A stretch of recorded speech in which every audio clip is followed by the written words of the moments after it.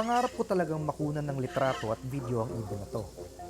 Isa itong uri ng loro na may makinang na puting balahibo at may distinct na red-orange na kulay sa ilalim ng buntot. Pero dahil kakaunti na ang bilang nila, halos 2 taon bago ko sila nakunan ng maayos na litrato. Ito ang red-vented cockatoo na kilala rin bilang Philippine cockatoo o katala. Isang araw ay nabalitaan kong may sighting sa isang puno sa Puerto Princesa kaya agad kong pinuntahan. Dahil sa mahigpit na pagbabawal sa panguhuli nito at conservation efforts sa Palawan, katuwang ang Katala Foundation, tinatayang nasa 640 hanggang 1,200 na ang nabubuhay sa kagubatan at unti-unti nang dumarami. Hanggang ngayon, patuloy na nanganganib ang mga katala dahil sa poaching, illegal wildlife trade at pagkasira ng kanilang tirahan.